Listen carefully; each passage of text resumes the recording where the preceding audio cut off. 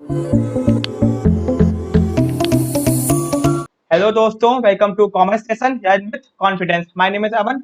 दोस्तों, आज हम लोग अपना फाइनेंशियल मार्केट प्रॉपर तरह से स्टार्ट करने जा रहे हैं दोस्तों। ठीक है दोस्तों, ये जो आपका फाइनेंशियल मार्केट है, ये आपके बेचू बीकॉम एंट्रेंस और एमकॉम एंट्रेंस दोनों में आपको बहुत ज्यादा फायदा पहुंचाने वाला है। ठीक है दोस्तों, बीकॉम एंट्रेंस में अलग से एक यूनिट है फाइनेंशियल मार्केट का, एंड दोस्तों एमकॉम एंट्रेंस के अंदर ये आपका बिजनेस फाइनेंस के अंदर ही आता है। ठीक है, तो बीकॉम और एमकॉम एंट्रेंस दोनों के लिए ये क्लासेस बहुत ज्यादा इंपॉर्टेंट है दोस्तों। इसके पहले मैंने 3 वीडियो अपलोड कर दिए थे दोस्तों, वो आपके लिए बहुत ज्यादा इंपॉर्टेंट है। बीकॉम वालों के लिए, एमकॉम वालों के, दोनों के लिए मोस्ट इंपॉर्टेंट वीडियो है। ठीक है, बट दोस्तों आज हम लोग स्टार्टिंग से स्टार्ट करेंगे अपने फाइनेंशियल मार्केट को।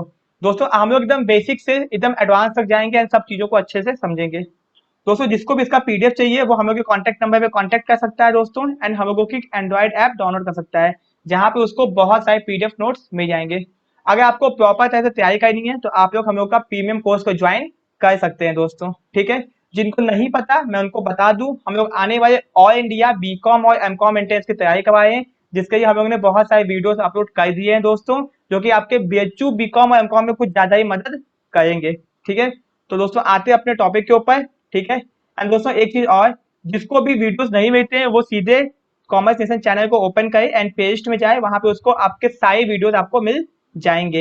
एंड अभी तक जिसने भी चैनल को सब्सक्राइब नहीं किया है, चैनल को सब्सक्राइब कर दे। ठीक है, तो आते हैं अपने चैप्टर के ऊपर। दोस्तों आज बेसिक है, तो introduction to financial system and market. तो दोस्तों यहाँ पे देखते हैं सबसे पहले कि भैया अपना फाइनेंशियल सिस्टम होता क्या है। इसके अंदर ही आपका कैपिटल, मनी, सब कुछ इसी के अंदर आता है। ठीक है, तो economic growth and development of any country depend upon well knit financial system. मतलब किसी भी कंट्री की जो इकोनॉमिक ग्रोथ होती है वो डिपेंड होती है वहां के फाइनेंशियल सिस्टम पे, कि वहां की फाइनेंशियल सिस्टम कैसी है। अब दोस्तों ये फाइनेंशियल सिस्टम होता क्या है। दोस्तों फाइनेंशियल सिस्टम एक बहुत बड़ा टर्म है। तो फाइनेंशियल सिस्टम के अंदर दोस्तों आता है फाइनेंशियल इंस्टीट्यूशंस, कि उस कंट्री के अंदर कितने सारे इंस्टीट्यूशंस है, वहां पे कितने सारे इंस्ट्रूमेंट्स हैं, वहां की फाइनेंशियल मार्केट कैसी है, एंड फाइनेंशियल सर्विसेज क्या क्या मिलती हैं। इन चारों को जब आप ऐड कर देंगे, इन चारों को ऐड करने के बाद आपका बनता है फाइनेंशियल सिस्टम। तो financial system comprises and sub system of financial institutions, financial market, financial instrument and financial services दोस्तों, which helps in formation of capital, जो कि कैपिटल को फॉर्म करने में मदद करता है। कैपिटल को फॉर्म मतलब पैसे से पैसे को बनाने में। इन सब की मदद से बहुत सारे इन्वेस्टर मार्केट में इन्वेस्ट करते हैं, पैसे से पैसे को बनाते हैं। ठीक है, कैपिटल को फॉर्म करते हैं दोस्तों। It provide mechanism by which saving are transform into investment. दोस्तों ये एक तरह का मैकेनिज्म हमको प्रोवाइड करता है, सिस्टम प्रोवाइड करता है, जिसकी मदद से हम लोग सेविंग को क्या बोलते हैं इन्वेस्टमेंट के अंदर कन्वर्ट कर देते हैं। क्योंकि अगर ये सब चीजें नहीं होंगी, फाइनेंशियल इंस्टीट्यूशंस नहीं होंगे, मार्केट नहीं होगा, तो हम लोग सेविंग नहीं कर पाएंगे, एंड सेविंग नहीं करेंगे तो वो इन्वेस्टमेंट के फॉर्म में कन्वर्ट नहीं होगा। अब यहाँ पे एक डेफिनेशन है, इसको हम लोग पढ़ेंगे। ठीक है, financial system is characterised by the presence of an integrated organised regulated financial market. क्या है दोस्तों कि फाइनेंशियल सिस्टम एक तरह का कैरेक्टराइज्ड प्रेजेंस होता है, इंटीग्रेटेड मतलब जुड़ा हुआ, एंड ऑर्गेनाइज, ऑर्गेनाइज मतलब होता है रूल्स एंड रेगुलेशंस के हिसाब से, रेगुलेटेड फाइनेंशियल मार्केट, जहाँ पे फाइनेंशियल मार्केट है जो रेगुलेटेड है, इंस्टीट्यूशंस है दैट मीट, जो मीट करता है short and long term financial need of the both house hold and corporate sector. अगर मैं समअप करके बात करूं तो फाइनेंशियल सिस्टम एक तरह का organize regulated financial market institutions है, जो कि short and long term financial need किसकी, household and corporate sector की पूरी करता है। दोस्तों ये एक डेफिनेशन है, तो डेफिनेशन से कभी भी प्रॉपर मीनिंग नहीं निकलेगी। अगर मैं प्रॉपर मीनिंग की बात करूं तो फाइनेंशियल सिस्टम के अंदर 4 चीजें आती हैं दोस्तों। यहाँ पे मैंने बताया था आपको, financial institutions, financial market, financial instruments and financial services. इन सब के बारे में अपने को एकदम डिटेल में पढ़ना है, इनसे क्वेश्चन आते हैं। अब फंक्शंस या फिर रोल ऑफ फाइनेंशियल सिस्टम अपने को देखना है। ठीक है, तो पहला दोस्तों क्या है, आपको इसको याद रखना है, मोस्ट इंपॉर्टेंट, एकदम रट्टा मार के जाना है। Link between saver and investor. भैया फाइनेंशियल सिस्टम एक तरह का लिंक क्रिएट करता है, जहां पे सेवर सेव कर सकता है और इन्वेस्टर मार्केट से पैसा उठा सकता है। मोबिलाइजेशन ऑफ सेविंग, सेविंग को मोबिलाइज करने में ये फाइनेंशियल सिस्टम बहुत ज्यादा मदद करता है बाय प्रोवाइडिंग फाइनेंशियल मार्केट। ठीक, फॉर्मेशन ऑफ कैपिटल, पैसे को बनाने में ये सिस्टम बहुत मदद करता है। प्रोविजन ऑफ इक्विटी, भैया इक्विटी मतलब जब चाहे तब हम लोग पैसे में अपने सिक्योरिटी को कन्वर्ट करवा सकते हैं, क्योंकि इसकी मदद से, फाइनेंशियल सिस्टम की मदद से। मैच्योरिटी ट्रांसफॉर्मेशन फंक्शन, हम लोग का एक टाइम पीरियड के बाद अपना सिक्योरिटी जो भी चीजें होती हैं एसेट्स वो मैच्योर्ड हो जाते हैं, पैसा में जाता है। रिस्क ट्रांसफॉर्मेशन फंक्शन, भैया हम लोगों के जो रिस्क होता है सिक्योरिटीज में, जिस भी चीज में रिस्क होता है उस रिस्क को ट्रांसफॉर्म कर देता है। ट्रांसफॉर्म मतलब दोस्तों कन्वर्ट कर देता है किसी और चीज में, कहने का मतलब है रिस्क को कम कर देता है। ठीक, तो ये आपके थे फाइनेंशियल सिस्टम के फंक्शंस, आपको ध्यान देने हैं इसको। ठीक है, अब दोस्तों ये चार्ट को ध्यान से देखेगा थोड़ा, ये मैंने आपको पहले पढ़ा दिया है। तो दोस्तों सबसे पहला जो मैंने आपको यहाँ बताया था कि भैया चार चीजें पढ़नी है अपने को, फाइनेंशियल इंस्टीट्यूशंस, फाइनेंशियल मार्केट जिसके अंदर मनी कैपिटल सब आ जाएगा, इंस्ट्रूमेंट्स एंड फाइनेंशियल सर्विसेज। तो यही आपका पूरा फाइनेंशियल मार्केट है दोस्तों, इसी के अंदर आपका पूरा फाइनेंशियल मार्केट समेटा आ जाएगा। तो चलिए आते हैं हम लोग फाइनेंशियल सिस्टम के ऊपर। ठीक है, इंडियन फाइनेंशियल सिस्टम। अब भैया इंडियन फाइनेंशियल सिस्टम तो हम लोग पहले ही पढ़ चुके हैं। आप लोग कहेंगे कैसे, दे मैं आपको दिखाता हूँ। ये देखिए, अब ये चीजें आती हैं, financial institutions, financial market, financial instrument का ये, एसेट्स का ये, या फिर सिक्योरिटी का ये, बात एक ही है, एंड फाइनेंशियल सर्विसेज। इन चारों को ऐड कर देंगे तो भैया क्या बन जाता है अपना फाइनेंशियल सिस्टम। इसको ध्यान रखिएगा। तो पहले अपना है फाइनेंशियल इंस्टीट्यूशंस, ये देखिए। अब भैया ये हम लोग अच्छे से पढ़ चुके हैं। अब सब लोग कहेंगे कि हाँ हम लोग पढ़ चुके हैं। तो भैया फाइनेंशियल इंस्टीट्यूशन दो पार्ट में कैटेगराइज किया गया है, एक होता है ऑर्गेनाइज, एक होता है अनऑर्गेनाइज। भैया ऑर्गेनाइज के अंदर आता है आईबीआई, जिसको हम लोगों ने बहुत अच्छे से पढ़ लिया है। कमर्शियल बैंक बहुत अच्छे से पढ़ लिया है। कोऑपरेटिव बैंक बहुत अच्छे से पढ़ लिया है। ये तीनों के बारे में भी हमने पढ़ लिया है। फिर पब्लिक बैंक क्या होते हैं, प्राइवेट सेक्टर बैंक क्या होते हैं, इसको भी पढ़ लिया है। एसबीआई, नेशनलाइज बैंक, आईआईबी, ये सब हमने पढ़ लिया। Scheduled, non scheduled and foreign bank. तो भैया ये अपना तो पूरा कंप्लीट है, हमने बैंकिंग में ही पाई है। Money lenders, indigenous bank and NBFC, ये सब लोग अनऑर्गेनाइज में आते हैं। दोस्तों ऑर्गेनाइज और अनऑर्गेनाइज का मतलब होता है कि ऑर्गेनाइज मार्केट एक ऐसी इंस्टीट्यूशंस होती हैं जिनको कोई कंट्रोल करता है, एंड ये यूज एंड रेगुलेशंस के हिसाब से काम करती हैं। ठीक है, एंड अनऑर्गेनाइज को यूज एंड रेगुलेशन के हिसाब से काम नहीं करती हैं। जैसे कि मनी लेंडर, भैया जो छोटे मोटे मनी लेंडर्स होते हैं उधार देते हैं। इंडिजीनियस बैंक्स, दोस्तों छोटे मोटे बैंक्स होते हैं जो बैंक लोन देते हैं। नॉन बैंकिंग फाइनेंशियल कंपनी, भैया ये बैंक नहीं होते बट बैंक के साथ थोड़ा बहुत काम करते हैं। तो ये सब लोग अनऑर्गेनाइज्ड है। ठीक है, मतलब इनके ये कोई यूज एंड रेगुलेशंस नहीं बना है। ठीक, तो इसमें आपको बस नाम याद रखना है, एंड ये हमने पूरा पढ़ लिया है। ठीक है दोस्तों, फाइनेंशियल इंस्टीट्यूशंस अपना पूरा हो गया। आपको कोई भी डाउट है आप लोग कमेंट करके पूछ सकते हैं। दोस्तों इसको हमने बैंकिंग में पढ़ा है। ठीक है, बैंकिंग मैंने इसका रिवीजन भी करवाया आपको, तो आपको कोई डाउट नहीं होगा। दोस्तों जिसको डाउट नहीं है वो भी कमेंट करेगा कि सर मेरे को डाउट नहीं है, मेरे को समझ में आ गया। एंड जिसको डाउट है वो भी कमेंट करेगा। तो देखते हैं कि कितने बच्चे कमेंट करते हैं। दोस्तों कमेंट करके जरूर बताइएगा कि फाइनेंशियल इंस्टीट्यूशंस में किसी को कोई डाउट नहीं है। ठीक है, तो अब आते हैं दोस्तों नीचे हम लोग। अब फाइनेंशियल मार्केट अपना दूसरा वाला। ठीक है, ये देखिए यहाँ पे फाइनेंशियल इंस्टीट्यूशन था, अब फाइनेंशियल मार्केट पे आते हैं। ठीक है, फाइनेंशियल मार्केट पे आते हैं दोस्तों, ये अपने को बहुत डिटेल में पढ़ना है।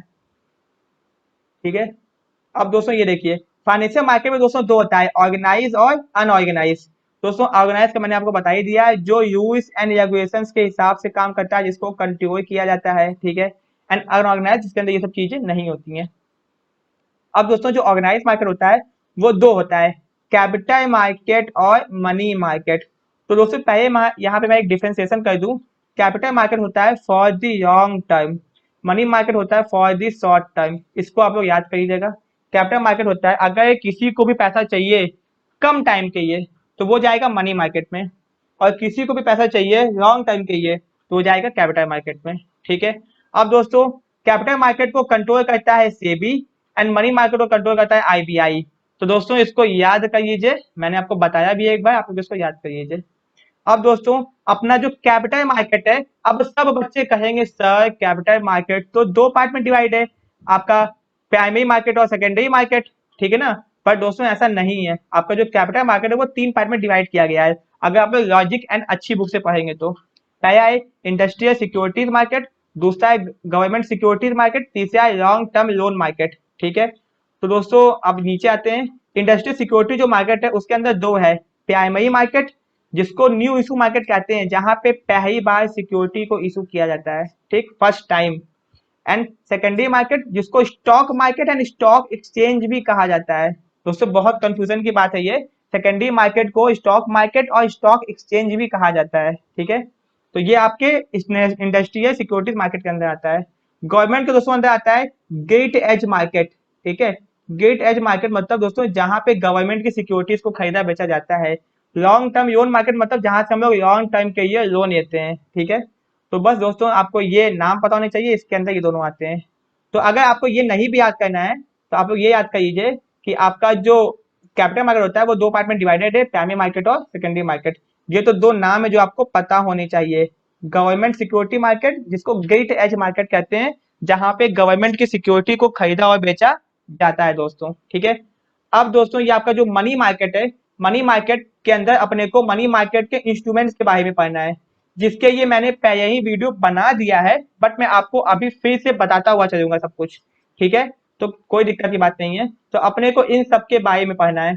कॉल मनी क्या होता है, ट्रेजरी बिल क्या होता है, कमर्शियल पेपर क्या होता है, कमर्शियल बिल क्या होता है जिसको बेस ऑफ एक्सचेंज भी कहते हैं, एंड सर्टिफिकेट ऑफ डिपॉजिट क्या होता है। इन सबके बारे में पढ़ना है दोस्तों, अच्छे से पढ़ना है।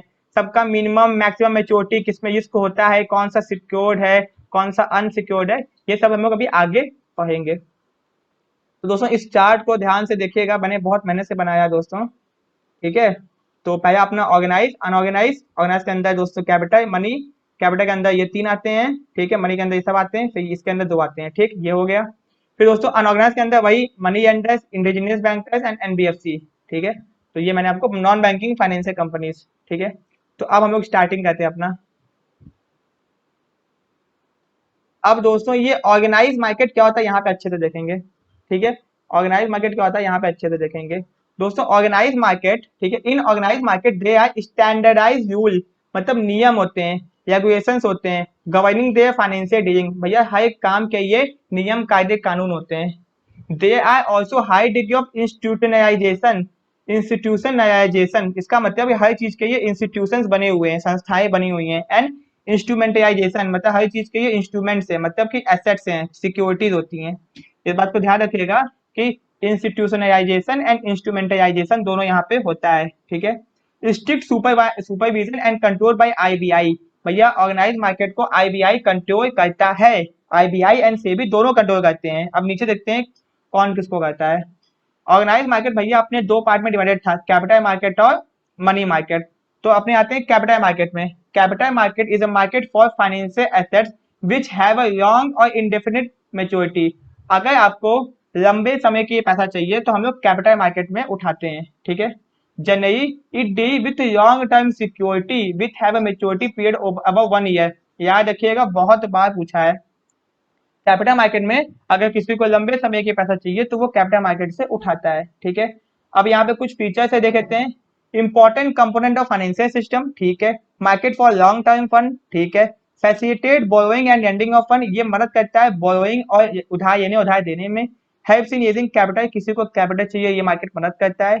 Involve both individual and institutional investor, कोई इंस्टीट्यूशन भी आपके पैसा उठा सकती है और इंडिविजुअल भी। Meet demand and supply of long term capital, किसी को लॉन्ग टर्म कैपिटल चाहिए, कोई डिमांड कर रहा है कोई सप्लाई कर रहा है, ये उसको मिला देता है। इन्वॉल्व इंटरमीडिएट, इसके अंदर इंटरमीडिएट होते हैं। Deal marketable and non marketable securities.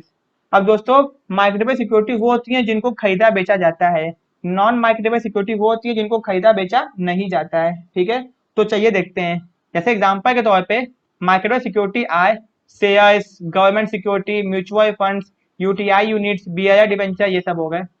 And non marketable security आए bank deposit, provident fund, pension fund, national saving certificate and insurance policy, ये सब आपके नॉन मार्केटेबल, इनको खरीदा बेचा नहीं जाता है। मतलब किसी ने अगर करवाया है एनएससी तो वो उसको बेच नहीं सकता है किसी को, ठीक है। अब आते हैं objective of capital market. Capital market का उद्देश्य क्या होता है? तो helps in capital formation, capital formation मतलब पैसे से पैसे को बनाना। Act as a link between saver and investor, ये एक तरह का लिंक क्रिएट करता है जहां पे सेवर सेव कर सकता है, इन्वेस्टर इन्वेस्ट कर सकता है। Helps in increasing national income, ये देश की नेशनल इनकम को इंक्रीज करने में मदद करता है by capital formation.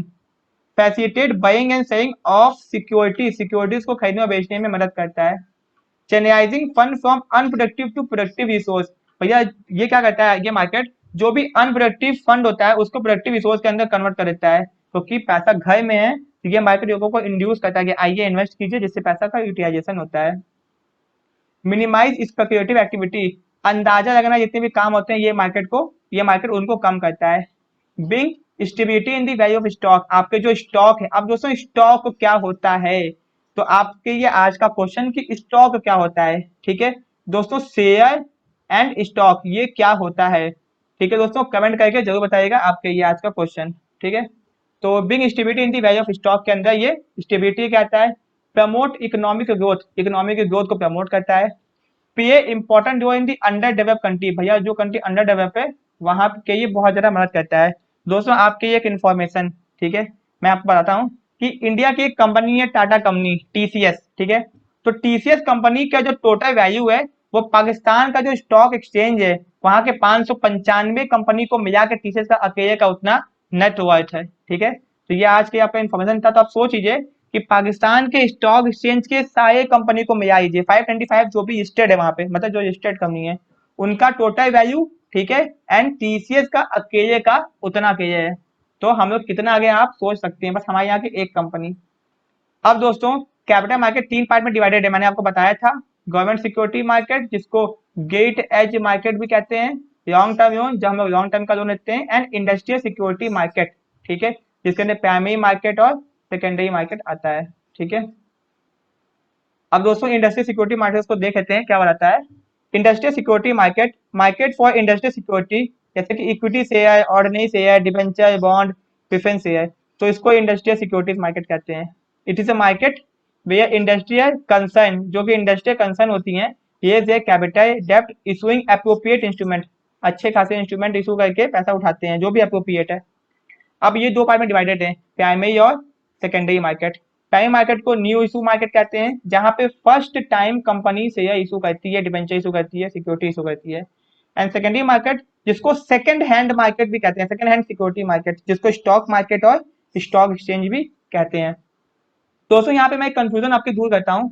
Primary market जो होता है वहां पे कोई पुरानी कंपनी भी शेयर इशू कर सकती है, ऐसा नहीं कि नई कंपनी है तो बस वही शेयर इशू करेगी। अगर कोई पुरानी कंपनी है एंड उसको शेयर इशू करना है दूसरी बार, तो जब उसको शेयर इशू करना है तो वो इशू करने की प्राइमरी मार्केट में आएगी, एंड जब वो शेयर इशू हो जाएगा उसको दोबारा खरीदना बेचना है तो वो सेकेंडरी मार्केट में खरीदा बेचना जाएगा। जब भी कोई कंपनी नई हो चाहे पुरानी हो, पहली बार शेयर इशू करेगी, जब भी उसका हर बार उसका पहली बार ही होगा ना दोस्तों, हर बार उसका पहली बार होगा, तो वो प्राइमरी मार्केट में ही इशू करेगी। एंड जो सिक्योरिटी प्राइमरी मार्केट में इशू हो चुकी है अगर उसको दोबारा खरीदना बेचना है तो भैया सेकेंडरी मार्केट में उसको खरीदना बेचा जाएगा, ठीक है। कोई डाउट है तो कमेंट करके पूछ लेना आप लोग, ठीक है। अब प्राइमरी मार्केट जिसको न्यू इशू मार्केट कहते हैं, ठीक है। Primary market refer to the market where new security are issued for the first time which never been previously, जो पहले कभी इशू नहीं किया गया है। Both new and old company can raise capital, यहाँ से पैसा उठा सकती हैं सिक्योरिटीज इशू करके।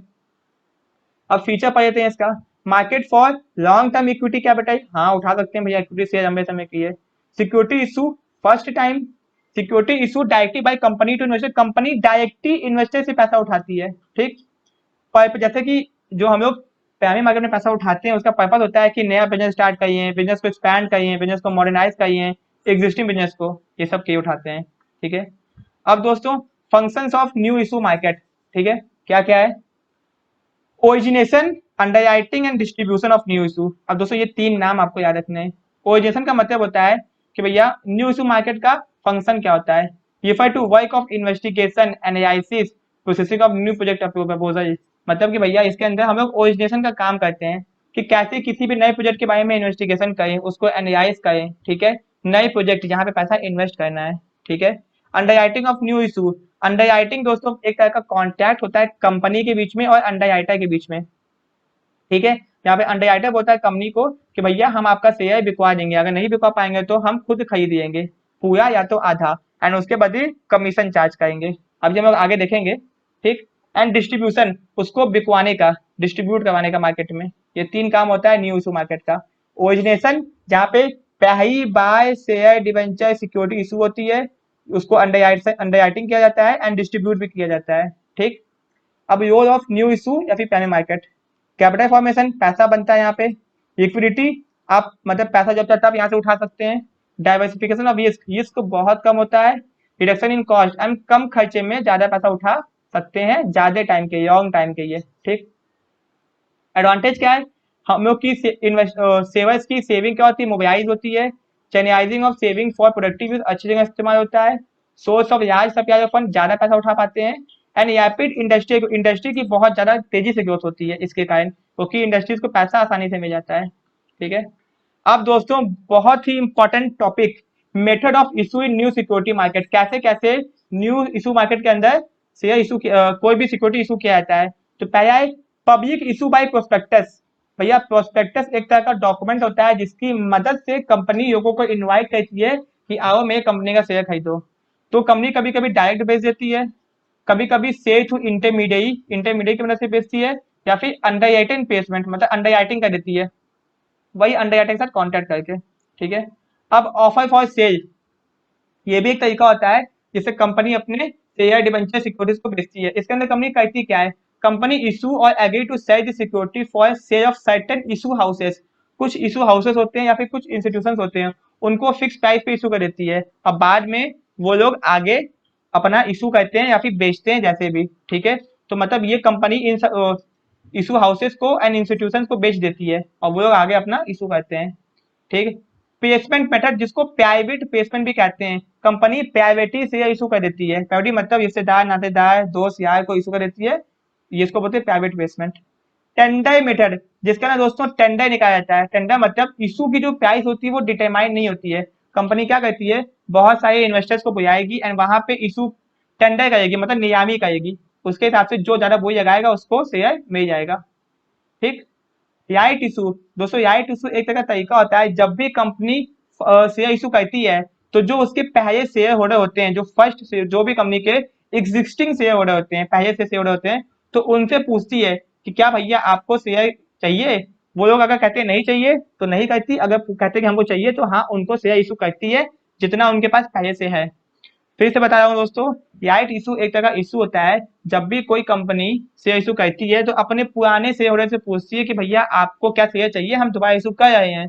तो वो लोग कहते हैं कि हमको चाहिए, तो उनको दे देगी, कितना देगी, उनके पास जितने पहले से था उसके प्रपोर्शन के हिसाब से देगी, या फिर दोस्तों कंपनी डिसाइड करेगी। ये एक तरह का ऑप्शन होता है जो कंपनी अपने एग्जिस्टिंग शेयर होल्डर्स को देती है, एंड इस ऑप्शन को ये ना नहीं है ना वॉलंटरी है, ऑप्शनल है, कोई कंपलसरी नहीं है। तो ये भी एक तरीका होता है।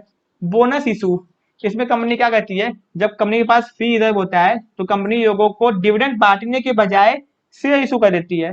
याद रखिएगा, कंपनी डिविडेंड बांटने के बजाय शेयर इशू कर देती है, तो कंपनी को पैसा नहीं मिलता, डज नॉट ब्रिंग, कंपनी को इसमें पैसा नहीं मिलता है। ठीक, अब बुक बिल्डिंग, भैया एक नया तरीका जो कि बहुत बच्चों को नहीं पता होगा, ये क्या होता है, बुक बिल्डिंग एक तरह का प्रोसेस होता है of fixing price for an issue of security on a feedback of from the potential investor based upon their perception about company. मतलब कंपनी कहती है अपने इन्वेस्टर्स को बताइए, आप अपने हिसाब से बताइए कि आपको क्या लगता है कि इस सिक्योरिटी का दाम कितना होना चाहिए, हम लोगों की कंपनी को देख के बताइए। ठीक है, तो उसके हिसाब से कंपनी क्या करती है, शेयर और डिबेंचर सिक्योरिटी को इशू करती है। तो बुक बिल्डिंग भी एक तरह का प्रोसेस होता है। ठीक है दोस्तों, तो दोस्तों इतने सारे टॉपिक हम लोगों ने देखे ये। अब दोस्तों कौन कौन से पेयर होते हैं न्यू इशू मार्केट में, दोस्तों हमको इनके नाम रखने हैं। मर्चेंट बैंकर जिसको लीड मैनेजर भी कहते हैं, underwriter, banker, registrar, share transfer agent जो शेयर ट्रांसफर करवाता है, debenture trustee, broker, portfolio manager, advertising agency, mail agency, printers. अब दोस्तों कुछ कहेंगे सर ये प्रिंटर को लिखे हैं, भैया प्रिंटर भी होता है। ठीक है, ये वर्ड यूज किया जाता है। कलेक्टिंग एंड कोऑर्डिनेटिंग बैंकर जो कलेक्ट करते हैं एंड जो कोऑर्डिनेट मतलब मिल के काम करते हैं। तो इतने सारे लोग हैं जो भैया वो आपके प्राइम मार्केट के अंदर काम करते हैं। ठीक है, तो आपको समझ में आ गया होगा दोस्तों। अब देखें आगे क्या है। अब दोस्तों ये सेकेंडरी मार्केट है, तो ये आपका आज का फर्स्ट वीडियो था, ये हम लोग सेकेंड पार्ट में पढ़ेंगे। ठीक है, तो आपको वीडियो का पसंद आया दोस्तों तो वीडियो को लाइक एंड चैनल को सब्सक्राइब जरूर कर दीजिएगा। किसी को कोई भी डाउट है कमेंट करके बताइएगा, एंड जिसको पीडीएफ नोट चाहिए एंड जिसको प्रॉपर अपनी बीकॉम और एमकॉम एंट्रेंस की तैयारी करनी है दोस्तों, कॉन्टैक्ट नंबर पे कॉन्टैक्ट करिए एक बार, एंड हम लोग प्रीमियम टेस्ट सीरीज को ज्वाइन कर सकता है। प्रीमियम टेस्ट सीरीज करना दोस्तों बहुत सारे बेनिफिट है, आपको सारा चीज प्रोवाइड किया जाएगा, किसी भी तरह का बुक आपको खरीदने की जरूरत नहीं है, आपके टेस्ट सीरीज से लेके आपके नोट से लेके आपके वीडियो लेक्चर से लेके सब कुछ आपको प्रोवाइड किया जाएगा। ठीक है, तो मिलते हैं अपने नेक्स्ट वीडियो में। Thank you so much.